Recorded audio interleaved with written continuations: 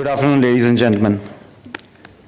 My name is Anuj Sonpal, CEO of Valorum Advisors. We are an investor relations management company and the organizing partners of the first ever Network to Net Worth event at Elecrama 2016. On behalf of EMA, I extend a warm welcome to each one of you at this inaugural session of Network to Net Worth. This is a unique platform to provide each one of you an opportunity to collaborate and create mutually beneficial associations. The objective of this platform is to bring together the participants from both the capital markets and industry and provide them with an opportunity to interact with each other and arrive at a sustainable and feasible solution to attract capital for this extremely critical sector of the fast-growing Indian economy. Without much ado, I would like to introduce you to the gentleman who is the brain behind the unique concept of Network to Net Worth and also is the face and chairman of Elecrama 2016 Forum, Mr. Aditya Dhoot. Mr. Dhoot is also the managing director of IMP Powers Limited. He comes with a rich background of about 3 decades of experience in the transformer industry. He's an astute entrepreneur and leader with strong team building skills.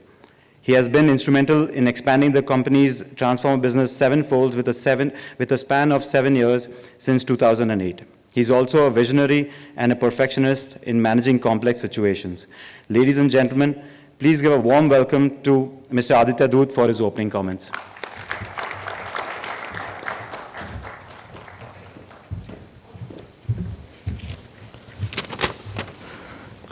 Thank you, Anuj. That was indeed a long introduction for me. Ladies and gentlemen, it gives me real pleasure today to start something different. Elecrama this time, as you all are aware, is not what they speak, is what they look at us and how they look at us. You supply to state utilities. I mean, even the nod is like this, it's not like this. And the next question comes is, do you get your money when you supply? I mean, both are wrong questions in my mind. There can be no business where you can go on supplying and you don't get your money. So many times I tell people, sir, please rephrase your question and ask, do you get your money on time? That's when we realized that it's time that the industry, the finance industry perception changes towards our industry, power equipment industry. And that's where we thought that why can't we create a platform which is called F2B, finance to business and vice versa. This is just one first step towards that. At the organizing committee level and then at the executive council level, we would like to take it much forward, make it a yearly event where we can create a platform where we can have the finance and the power equipment manufacturers, our members, to interact with each other. I mean, some of you must have heard what the Honorable Power Minister, Mr. Goyal, just said in his opening remarks, that there is a huge opportunity in this country for power equipment. Rather, he used 2 very clear phrases, that survival of the fittest and quality. I think it is equally important that each of us, whether you all are in the finance community or the manufacturing community, leverage this opportunity.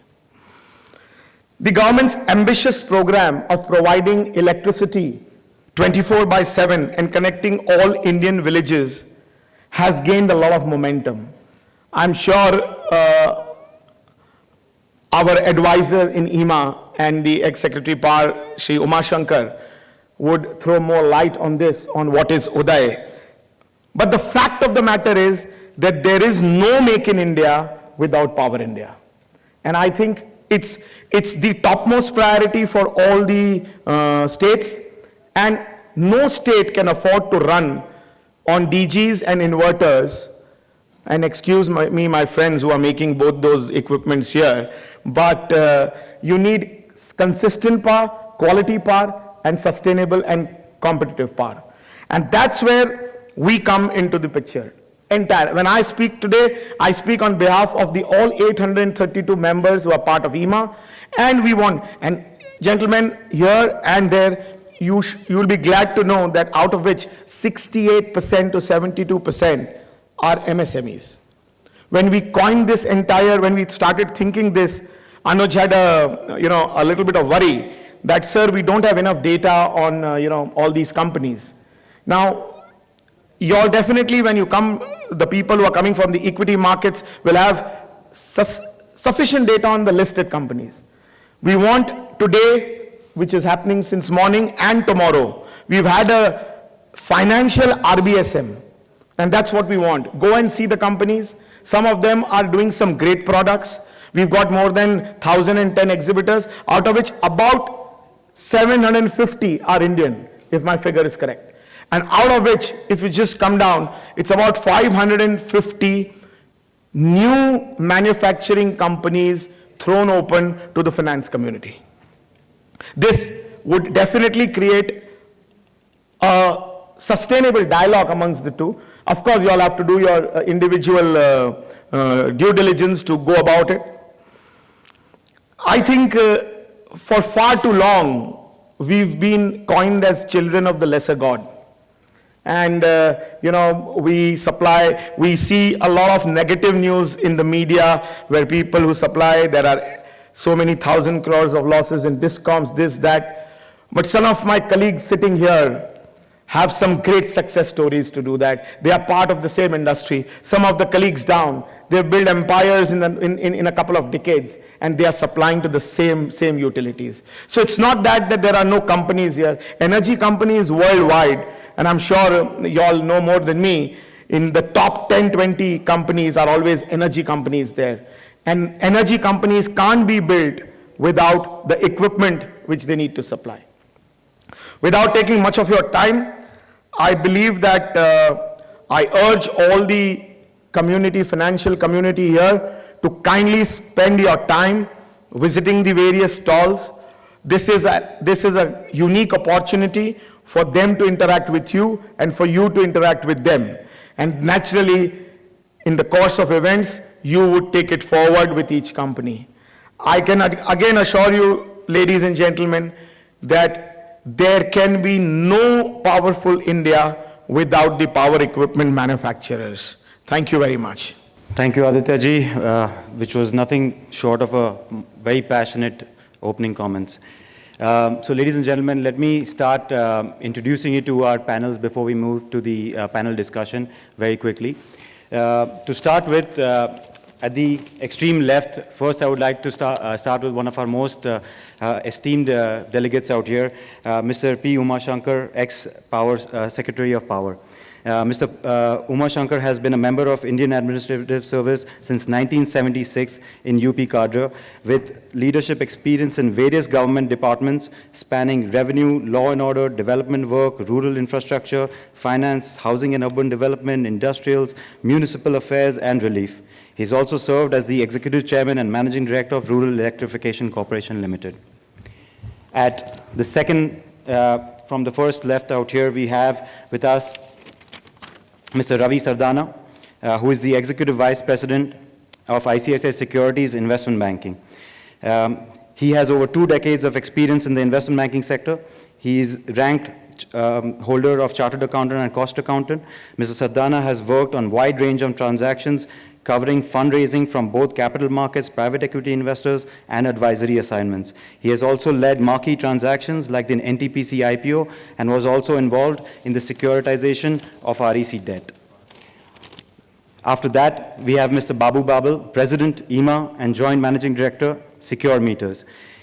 He is a part of the founding team of Secure Meters and has helped the country adopt electronic metering. Mr. Babel worked in UK as MD of PRI for 12 years. In the late 90s and early 2000s, he was MD of Secure Meters in UK. In the past, Mr. Babel has also worked for Larsen & Toubro and Hindalco. After that, we have Mr. Sridhar Narayan, Managing Director of Global Environment Fund. He brings 16 years of experience investing in India with expertise in evaluating opportunities in the solar power sector, waste management, water treatment. Prior to GEF, Mr. Narayan worked for GRE Partners, American International Group, Zurich Asset Management, and ITC Threadneedle. You already know Mr. Aditya Doot. After that, we have Mr. Vimal Kejriwal, Managing Director and CEO and member of the Board of Directors of KEC International Limited. Mr. Kejriwal has significantly contributed in turning around KEC into a highly profitable company.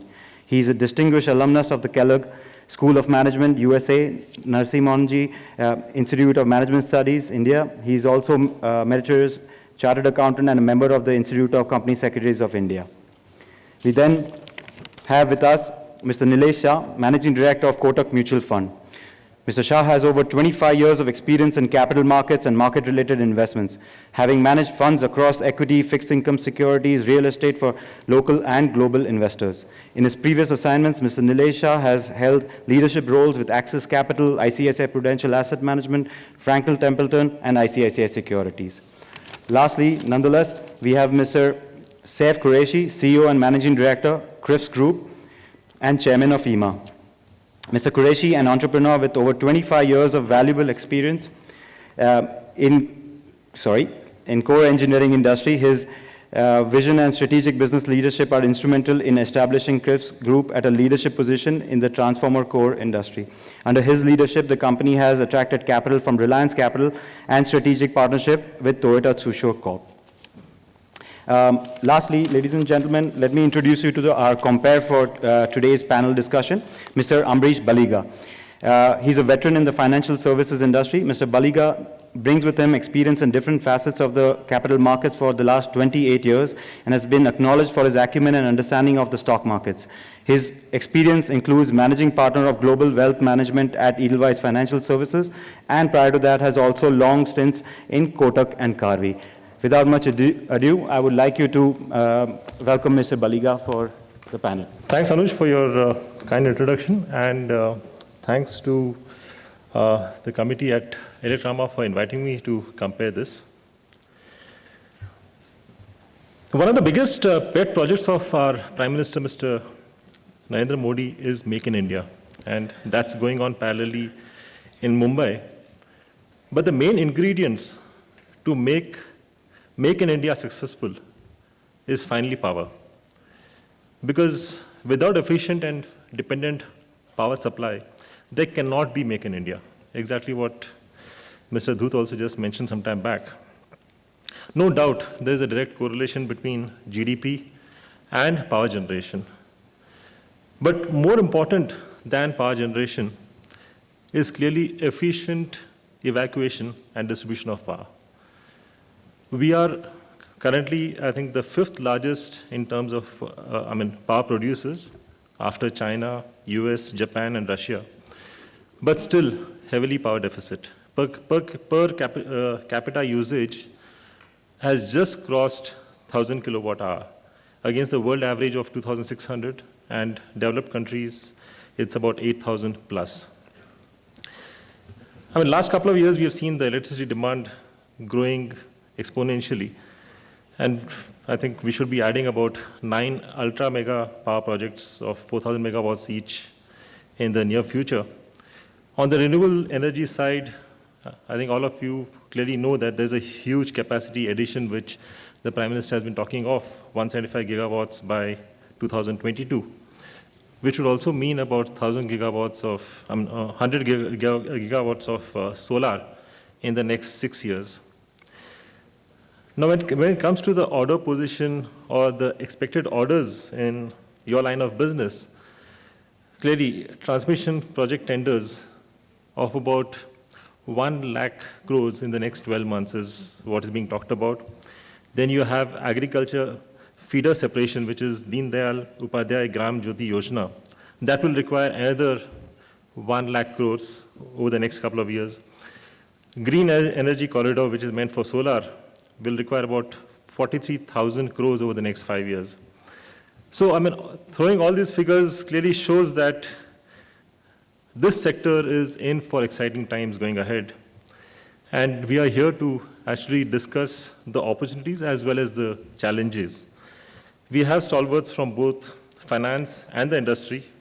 All the introductions have been made already to discuss this, discuss the strategy going ahead. So my first question would be to Mr. P. Umashankar. Yeah. I'm not an industrialist, I'm not a manufacturer. But then I think you're the most important connect between these two. So my question to my question to you is, the government has recently announced the Uday package last year. Do you think Uday would be a game changer? Because I think this is the third package in the last maybe a decade, 12 years. When do you think Uday would finally start having visible effects? Because what we have seen is there's a lot of talk, but finally, when do you see the effect in this T&D sector coming from Uday? Do you see any issues with implementation? And if you could make any changes, what would those be to make Uday a much better package than what it is today? That's almost a presidential speech I have to give. All right. I would start with what Aditya said. Aditya said, there is no development without power. It doesn't stop there. There is no power without a viable distribution business, and there is no viable distribution business without cost-reflective tariffs. I think this is a chain that everybody needs to understand, and particularly the state governments, who are the principal decision makers insofar as the distribution companies are concerned. They are the owners of distribution companies. They need to understand, and even if they understand, they need to put it into practice that you need power. For that, distribution business has to be viable. For that, tariffs have to be cost reflective. The entire Uday was necessitated because of this probably lack of this understanding or allowing this chain to work. Now, why does this happen? I mean, why do you need Uday? It's, shall we say, a bailout and a reform package together. So why do you need a bailout? You need a bailout because, like I mentioned, tariffs are not cost reflective. So your expenses are more, revenues are less. The deficit you finance through bank borrowing. Year after year, tariffs remain stagnant, expenses keep going up, deficits keep widening, and the loans that the distribution company takes from banks keep ballooning. So a point comes when the most generous banker says, I can't give you any more. So you need to find a way out of this. So the first thing is you'll have to take out the entire outstanding loans, treat it separately, take it out of the balance sheet of the distribution companies, and then try to look at reforms to be done over the next 3-4 years. In that year, if you say that, let me ask the distribution company to generate revenues from their own resources by raising tariffs, that is going to be impossible because tariffs will have to be raised probably 2 times, 3 times, which is an impossibility. That is why you need a bailout where you just bail the distribution company out of their inability to pay for the huge loans that they've contracted. That is why you have a bailout. Why do you have repeated bailouts? the first bailout happened in 2003. I'm just giving the background so that we know where we are going. The first bailout happened in 2003. 40,000 crores were taken out of the balance sheets of distribution companies. And then they were asked to function as commercial undertakings. So which would have meant that when the loans went out of their books, 2,000 outstandings went out of their books in 2003, from the next year onwards, they would have started looking at cost-reflective tariffs. Did this happen? There are two states whose distribution companies are very deep trouble even now. They didn't increase tariffs after 2003 for 10 straight years. The result was, one state had a small revenue surplus of 1 paisa per unit. That is, the revenue was 1 paisa more than the expenditure. At the end of 10 years, they had a revenue deficit of 1.5 rupees. Because 10 years, no tariff increase. The first thing that needs to be done is, this cannot happen. This cannot go on. So if Uday is seen as a bailout, the distribution companies, the state governments should see this as a lifeline. This is out. From now onwards, you begin to behave like a, shall we say, good boy. That is what needs to happen. So you're basically saying that earlier they remained a social enterprise despite the bailout. Now at least they would be becoming a commercial enterprise. Nobody knows that. Yeah. You see, even today, if you ask a state government, a minister, as to whether the distribution company is a social or a commercial enterprise, I don't know if he would be able to give you an answer to that. So he would only say that बिजली खरीदते हैं, बेचते हैं. मतलब इस बीच में क्या होता, he may not be aware, may not be concerned. That is what I used to see, that that the distribution company or the business has to be run viably. I do not think there is any understanding of this. That's why it goes on like this. Now, coming to Uday, what is Uday trying to do? It's again a bailout. You got what, 4 lakh crores of outstanding loans? Yes. About 3 lakhs would be taken out of the balance sheets of distribution companies in 2 tranches, in first year and second year. 1 lakh will be allowed to remain with the distribution company and will be restructured, or bonds could be issued. So this is how the entire 4 lakhs crores is expected to be settled. After that, the distribution companies are expected to ensure that tariffs are increased to match the expenditure. That means the revenue and expenditure will have to be made, revenue minus expenditure should be 0. This is what has been basic architecture of this. It gives you roadmaps that you will see that AT&C losses come down, you will see that tariffs are adjusted as per increase in the power purchase costs and so on. All that is there. Fine. And if you look at the difference between Uday and what I did in 2012 when we had that bailout, we were looking at only the revenue side and telling them that you increase the revenues so that the revenues become at least equal to expenditure. This government has taken on the responsibility of reducing the expenditure. They said that we'll bring down the expenditure on you by reducing the cost of power, by reducing the cost of coal, through much larger production of domestic coal. Imported coal was very expensive at that time. So that price is also coming down. It's anyway going to be expensive. So we'll bring down the cost of coal. We'll also ensure that the linkages are more efficiently allocated and so on. A lot of things are being done. In fact, it says that with this kind of work, NTPC's cost of power will come down by 35 paisa per unit. So they have made an attempt to see that the expenditure comes down so that the states do not have to increase tariffs too much to make the revenue gap 0. So that is one very big effort that has been made. The second attempt that has been made to see that this happens is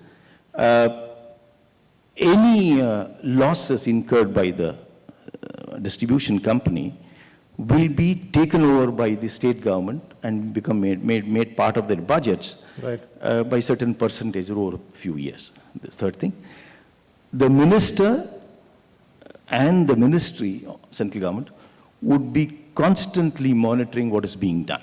So there will be a lot of pressure on the states to see that this thing works. So that is the architecture. So basically, you're saying that this could be a game changer. Yes. Yes. This could be a game changer for like two reasons. One is there's tremendous political heft behind this. The Right. entire government of India, plus the states, the ministers' interaction with the chief ministers and all that. Fine.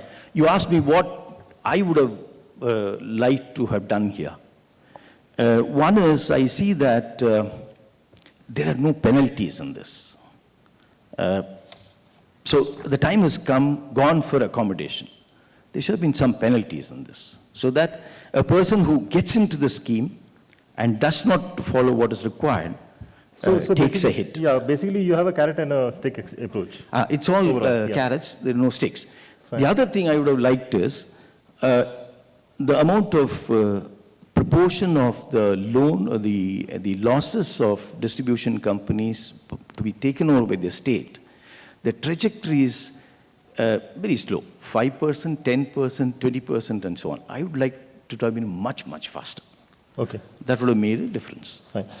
So again, as is expected that Uday could be a game changer, this is for Ravi. It should have a trickle up as well as a trickle down effect. So regarding lending to the T&D sector, lending institutions have an exposure of about, I think, 4,30,000 crores to the power sector. And looking at the health of most of them, when I say health of the banking sector, I think further exposure from them seems very, very difficult. Incremental funding has to come from some other sources. So although T&D sector has performed decently well in the past, in the recent past, lenders seem to bracket it with power majors. What are your thoughts on this or recommendations of what regulators should do to improve the situation in addition to the steps already taken by the government?